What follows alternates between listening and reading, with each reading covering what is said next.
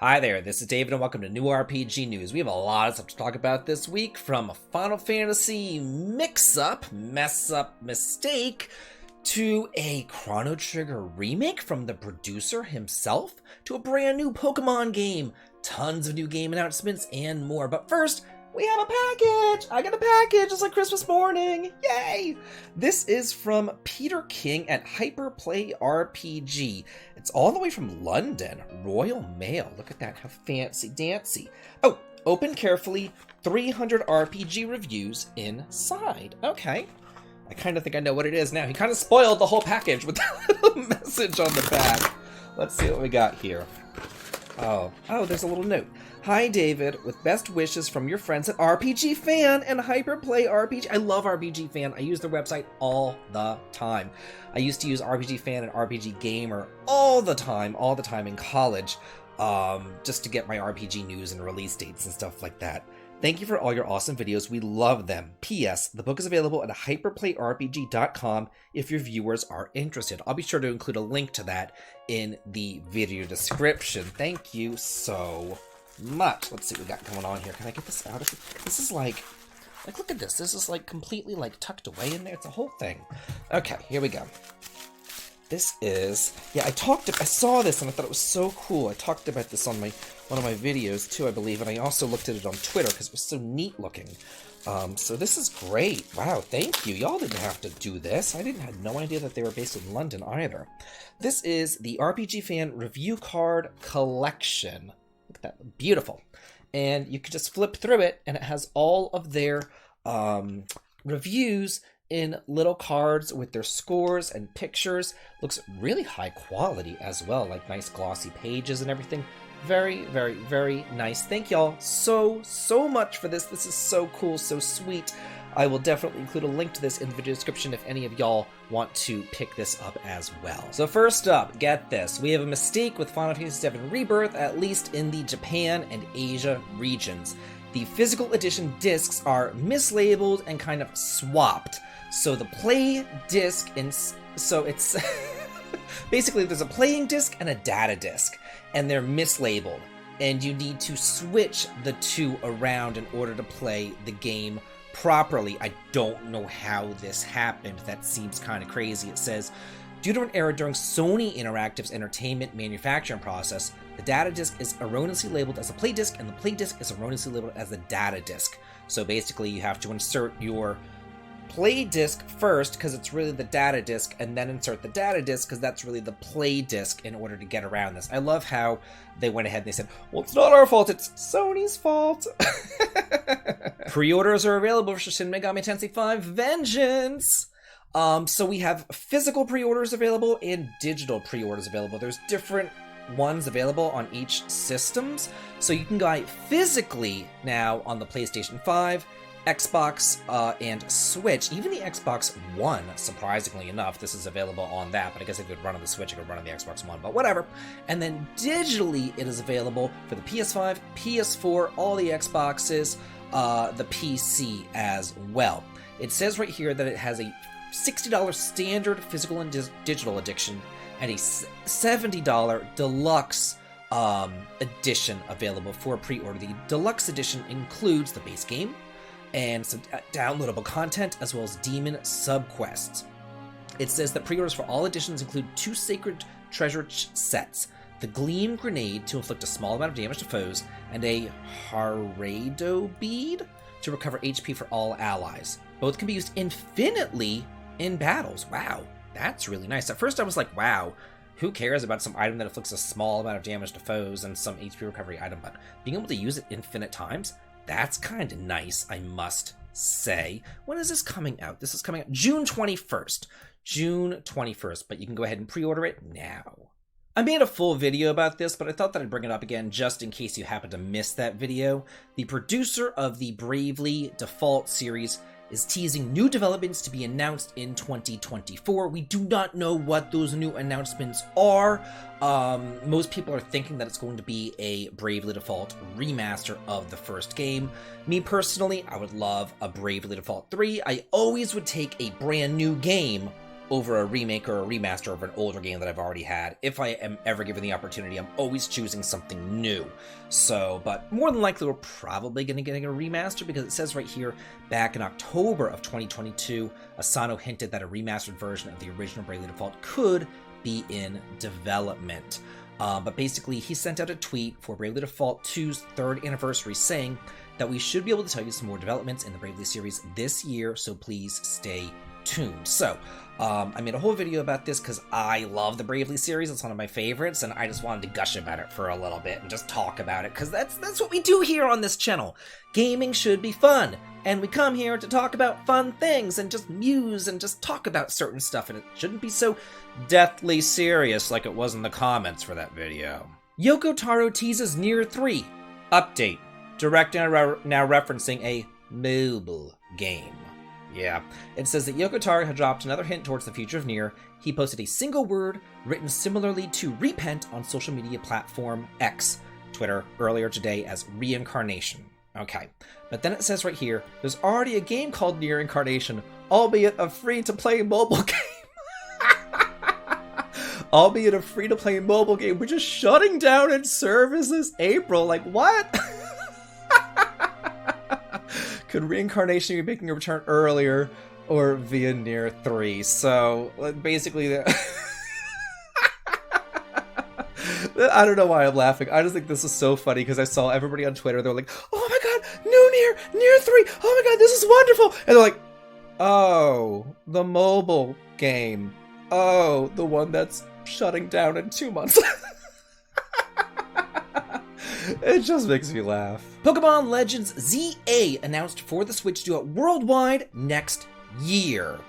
It says right here, a teaser trailer description reads, a new adventure awaits within Lumio City, apparently taking place entirely, according to the Pokemon tweet that I saw, entirely, like Midgar, entirely within Lumio City, where an urban redevelopment plan is underway to shape the city into a place that belongs to both people and Pokemon. Please look forward to seeing it for yourself. The last Legends game that we had took place in the past. It looks like this Legends game is taking place in the future of Gen 6. So, I guess Legends is more of like a time-traveling franchise rather than just strictly in the past. Probably going to be kind of more action-oriented too, just like the first Legends game was as well. Let me know how you guys feel about this in the comments. I was going to make a video about this, but then I decided against it. I just didn't have that much to say about it myself. Juvenile RPG Reynatis is coming to the West this fall for the PS4, PS5, Nintendo Switch, and PC. This is from Furyu and Natsume Atari. Let's see, let's go ahead and read this about section. It says, this is an action RPG set in the painstakingly recreated streets of Shibuya, Tokyo. In a world where fantasy meets reality, the citizens of Shibuya fear magic and the power that it holds, forcing wizards to conceal their inhuman abilities or face oppression. Seeking freedom through strength, the main wizard Marin heads to Shibuya where he meets Sari, an officer of the Mia, an organization dedicated to keeping wizards under control. Conceal your magic to explore the city as a regular civilian and shop and take on quests, or use your explosive powers to reach new locations and battle those who stand in your way. Fight for what you believe in the stylish, spellbending RPG, featuring music by Yoko Shimomura. Yeah. Key features: Freedom versus Order. The Wizard Marin and the Officer Sari stand on opposing sides of a conflict that will shake the world to its core. Experience an enthralling story that tackles oppression, classing ideals, and the price of freedom. Navigate the streets of Shibuya and choose between remaining concealed to talk to civilians, shop and accept quests, or go ahead exposing your true self to harness your inhuman powers. Your journey will also take you to the alternate world of Another, which is a fantasy land teeming with ferocious monsters and secrets to uncover. Swap freely between your evasive maneuvers in suppressed mode and utilizing magic to deal explosive damage in liberated mode. So suppressed is like concealing it, liberating is like having your powers. Each of the 6 different playable characters, oh wow, there's 6 of them, I thought there was just the one guy, okay. Each of the 6 different playable characters has their own unique abilities, from summoning to aerial attacks. I still don't know how I feel about this one game, especially because last time they described it as juvenile RPG, and it looks very Cry Machina, and it looks very Eternites, and I didn't like either of those. So I don't know, I'm still going to wait on seeing some more footage, some more details about this before I really kind of grasp it. Hyperdimension Neptunia Rebirth Trilogy for the Switch is coming west in 2024. There are no plans for the PlayStation 4 versions. This is coming out May 23rd in Japan. Don't have a release date right now yet in the West. So we're getting the Switch versions of Hyperdimension, Neptunia, Rebirth 1, 2, Sisters Generation, and Rebirth 3, which is 5 generation, digitally in North America and Europe. Apparently in Japan, they're coming out physically and digitally. We're only getting it digitally, and also in Japan, they're getting PS4 versions. We are not getting PS4 versions here. Also, this is not, at first I was like, maybe it's like bundled together, all 3 games in one bundle sort of thing, you know? Like actually giving you value? No. This is all 3 games just coming out digitally separately. So yeah, no value to be had here, unfortunately. Granblue Fantasy Relink version 1.1 update launches on March 14th, and it adds the Lucilius boss battle. We're going to be more details being announced on March the 9th. And it says that that this boss fight has been described as extremely challenging. And we're going to be getting a Granblue Fantasy 10th Anniversary special live stream on March 9th, where we're going to be learning more about this. This is a very small news story. I just wanted to include it because I like Granblue Fantasy. I can't talk today. Earlier, I was like stuttering my words, and now I'm just like, I can't talk today. But I like this game, and I just wanted to talk about it. And I just wanted to bring it up and remind people that, yeah, we do have good games coming, but there's still good games that were released last month that are still great to play. We have a sequel to Ender Lilies, apparently a game that I still need to play. Never played it. So this is the sequel. This is called Ender Magnolia, Bloom in the Mist. It's launching for Early Access PC on Steam on March the 25th, followed by full release for the PS5, Xbox, PS4, Switch, and PC sometime this year. It says that it was already announced for the Switch, but now these other console ports are new announcements. Here is the about. Decades after the events of Ender Lilies, quietest of the nights, homunculi, sorrowful, artificial life forms roamed the land. In this dark fantasy Metroidvania, face formidable enemies and explore a bewitching post-apocalyptic world. Humans and homunculi, what awaits at the end of the quest for their salvation? Set in the land of fumes, this prosperous magical superpower is home to vast quantities of magical resources lurking underneath the surface. In hopes of advancing their kingdom's development, artificial life forms known as homunculi came into being. Regrettably, toxic fumes from the underground drove the homunculi to madness. So wait, the kingdom is called Fumes and Toxic... Okay, whatever. Turning them into feral monsters. You play as Lilac, and a tuner who possesses the power to save the homunculi. Upon waking, you find yourself in a laboratory deep in the underground. There, you'll become acquainted with the homunculi closely involved in the kingdom's downfall. Together with the homunculi, how many times do I have to say this? Set out in your search of lost memories and precious friends in the land of fumes. Follow the journey of destruction and rebirth in a post-apocalyptic world decades after the disastrous reign of death. I've heard nothing but good things about Ender Lilies. I don't know how I've passed it over this whole time. Probably I'm just always bogged down. It's like, you know, I played this game. Oh, look, here's the next one. Here's the next one. Here's the next one. David, play this one too. Play this one too. And sometimes they just kind of fly under the radar. This is one that I do need to get to. Now, this is a game that I have been playing and do look forward to a review on this on my channel as well. And I was also giving away keys to this over on my Patreon too. This game is pretty godlike, I've got to say, and I was reached out by the developer, and I was like, you know what, I really like your game. I want to, like, you know, let more people know about it before I can put my review out and everything, because it's going to take me a hot minute to play the game, you know? So I was like, hey, if you can get, like, an article put out, you know, I'll totally talk about it on New RPG News, and he got an article out, so hey, good on you. This game, this is like if Chained Echoes was an action RPG, essentially. It is humorous, it is funny, it has all the modding quality of life improvements that you would know and love. It's like Secret of Mana-ish, and it's like whimsical areas that you explore. I've already seen like Santa Claus, for God's sakes, you know? I've gone to a haunted woods with like pumpkins attacking me and everything. I've climbed this cool little mountain and everything. I've gone through like Santa's workshop and stuff. Like there's some cool frickin' areas. This one is great. You have different weapons. You can do like short swords, great swords, magical wands, 4 different schools of magic from the 4 elements. There's skill trees. Like, this is such a good game. I highly recommend definitely looking into this one. This came out the same day, unfortunately, the same day as Final Fantasy VII Remake, so it's probably going to get overshadowed. But this one's out, and if you're looking for an action RPG with that like SNES style and everything, and it's just like a great throwback, you cannot go wrong with Secrets of Grindea. Farming adventure RPG Luma Island has been announced for the PC, due out sometime this year for the Steam. Travel to Luma Island to go on an epic adventure by yourself or with your friends and family. Build your dream farm, master professions, collect magical Lumas, find treasures, and unravels mysteries of the island. You can go solo or play with up to 4 friends and family members. This island is yours to discover. You traverse the island solving quests and helping the locals through their struggles. Dangerous spider caves, ancient temples, mind-bending puzzles, and hidden treasures await you. Begin your extraordinary journey in a humble old caravan and raise to the grand achievement of building a majestic manor that you can proudly call your home.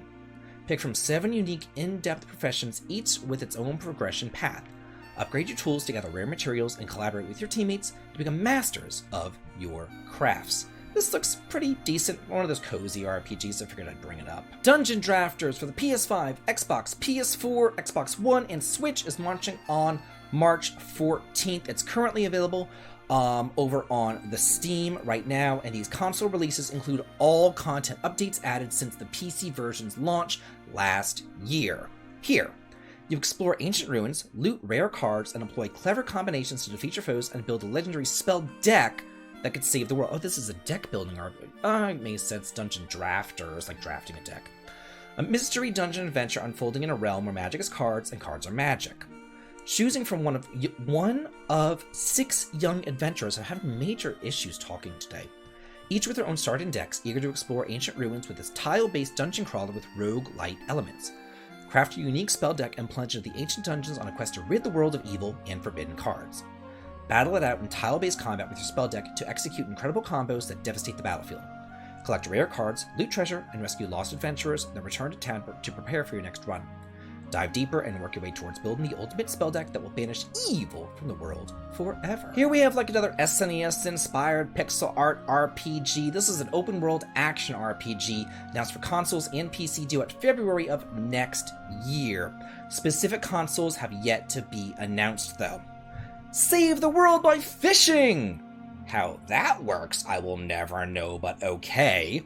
From this brand new action RPG game in which 2 young men set out in a boat by themselves to go fishing. Okay. Set out on an adventure to fish for the CAZ, a marine life of this world in a vast pixel world. This is not This is not a peaceful fishing game. The destruction of the world is imminent? So you're out fish? Okay, whatever. When you find a fish shadow, match your marker and throw the rod, match the time and the gauge to reduce the health of the CAZ and catch the CAZ. Don't forget to strip the materials from the CAZ you caught. What is a CAZ? Just say fish. What is this? Explore the vast pixel world freely by boat. There's more than just fishing. There may be dungeons on the islands that you land on by boat, explore them and get treasures, but beware of traps. Create new fishing rods and hooks using materials obtained from the CAZ. And again, this is not a peaceful fishing game. The destruction of the world is imminent. Yet you go fishing for the CAZ. Bloop bloop. Now it's time for No Rest for the Wicked, launching on early access for PC on April 18th. We have some Western RPGs I want to go over now, just 2 though.